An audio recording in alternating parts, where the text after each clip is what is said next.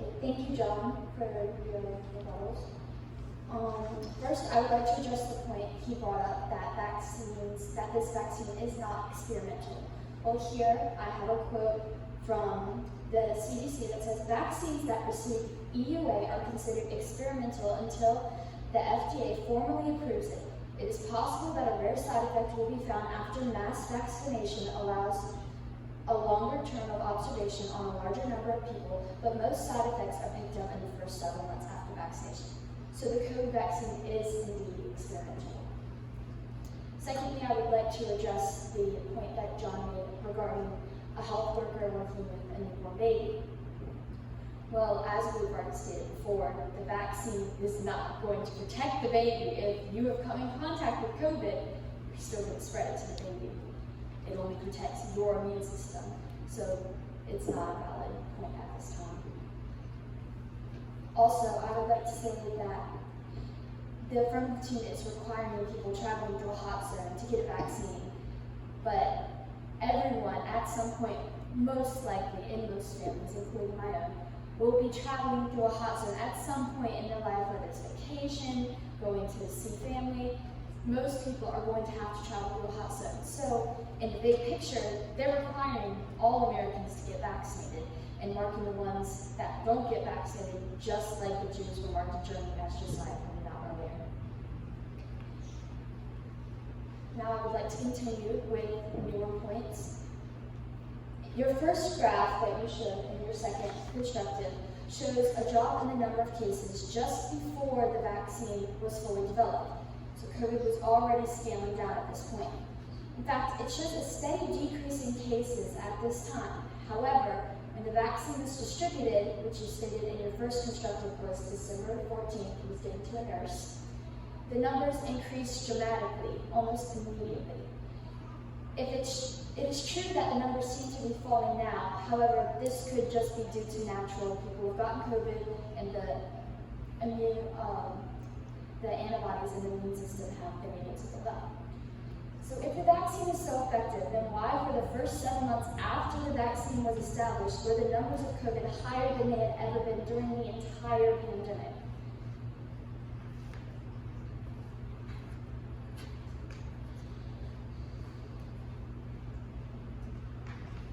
Also, I would like to address something else related to the hot zones. The affirmative team stated that people traveling through hot zones should be required to get vaccinated. They've stated this several times and made it very clear what they mean by that. There are many things wrong with this statement. However, I'm going to focus on one thing in particular: children. The affirmative team has made no exception for any children traveling through the hot zones. This means that children as well as adults will have to get vaccinated in order to travel through a hot zone. At this point, the COVID vaccine has been approved for children ages 12 to 15, and is in the process of being approved for children even younger than that. Now, we don't even know all of the dangers that come with an adult getting the COVID vaccine, but children, they're still growing and developing. This brings in a whole new list of possible dangers. While doctors and scientists may say that the vaccine will not affect a child's development, they have absolutely no way of knowing this for sure. The experimental COVID vaccine was developed in under a year. Therefore, no child that has gotten the vaccine has experienced any long-term effects the vaccine may have on their growth. Before John gives his final set of rebuttals, I would like to thank you all for listening to our argument. I want to leave you with a quote from Hermann Göring, Adolf Hitler's Luftwaffe commander. He says, "It is always a simple matter to drag the people along, whether it's a democracy, fascist dictatorship, or a parliament, or a communist dictatorship. Voice or no voice, the people can always be brought to the bidding of the leaders. That is easy. All you have to do is tell them that they are being attacked and denounce the pacifists for lack of patriotism and exposing the country to greater danger. It works in any country." End quote. Thank you.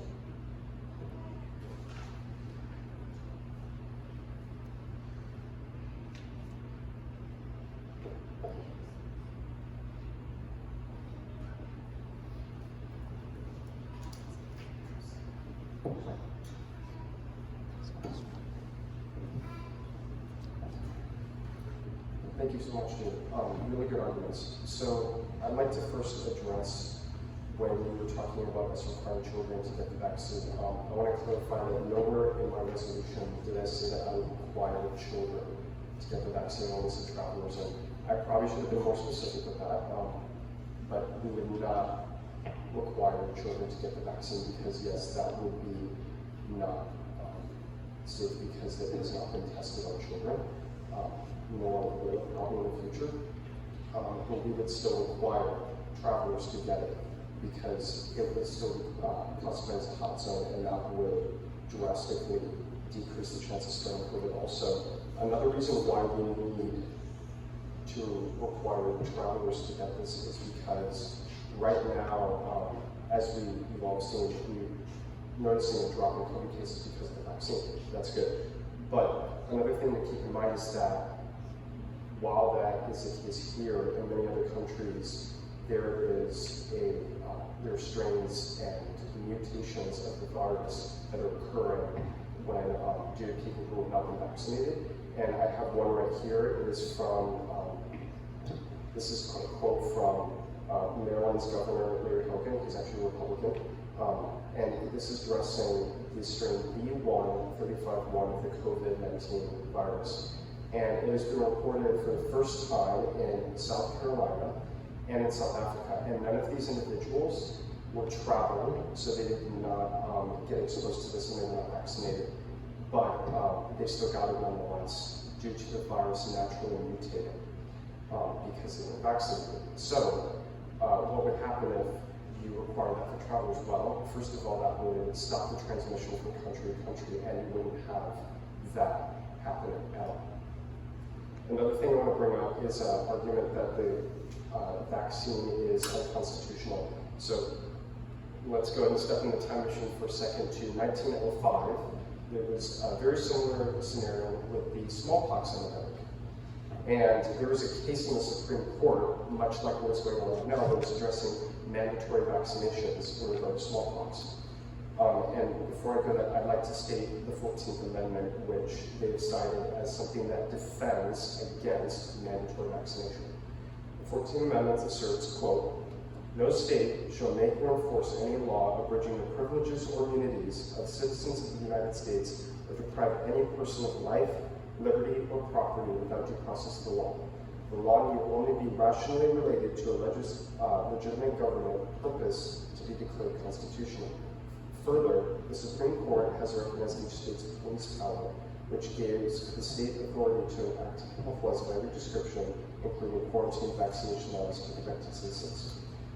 In the case of, it was Jacobson versus Massachusetts, the court ruled that the police power of the state absolutely included reasonable regulations established by the legislator to protect public and health safety to mandate that vaccine for that particular individual that can test it. So constitutionally, it is absolutely fine to mandate a vaccine when it is for the greater good of the people, as long as there's no exemption for health. So it is constitutional to do this. Secondly, I would like to debunk the assumption that the vaccine is incredibly dangerous for people who take it. So AJ, in his constructive, quoted that it was a little over 4,000 reports of death among people that received the COVID-19 vaccine. First of all, I would just like to say that that's a very small number statistically. That's only 0.0017% among people. And that is statistically insignificant in the grand scheme of things. That is only that's only 17 deaths for 1 million doses. And let's compare that to the flu vaccine.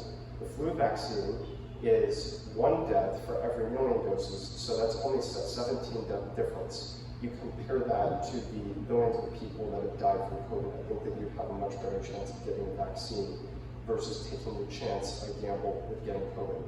Also, these reports of death do not, as Joshua uncovered in the cross-examination, do not list the cause of death. They only list that the person who died because they died after they got the vaccine. They didn't list the cause of death. So I have a report here. It's updated as of May 12, 2021, that says VAERS reported vaccine deaths have not been confirmed or deemed casual by the CDC, and that, quote, the VAERS reporting system does not list a cause of death for these deaths that are caused by vaccines, and only because the death happened after the person took the vaccine. It is not because that it was a cause of death caused by the vaccine. So that number, even though it is correct, is lacking information that would deem it a piece of information to use in an argument. Thank you, John. All right. I rest my case. Thank you, everyone. Thank you.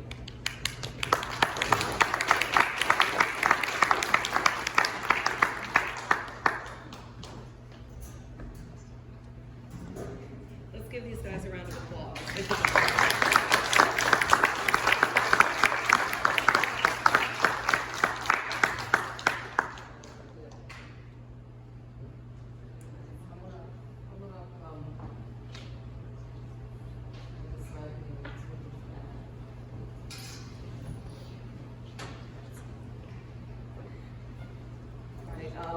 Thank you, everyone, for coming and listening to our debate. It got a little heated. I was hoping for that, actually. And this was I hope you enjoyed it. This is a very relevant topic. They chose it. They chose these. We voted on it, and I think it's very good. I just want to share with you. I kind of wanted them to do this because I want my kids, all of my students, to analyze, really search things out. Don't just take what you hear and believe it because you hear one side say it or another side say it. Research the facts and really find these things out for yourselves. And as we have heard tonight, they have really done this, and I'm very proud of that. Again, thank you. We have refreshments downstairs. I will come and show you where. And my husband and I are going to finalize our judging, decide which team won, and then we'll come back up here and present certificates to the winners, the winning team. So thank you again. Do you have a question?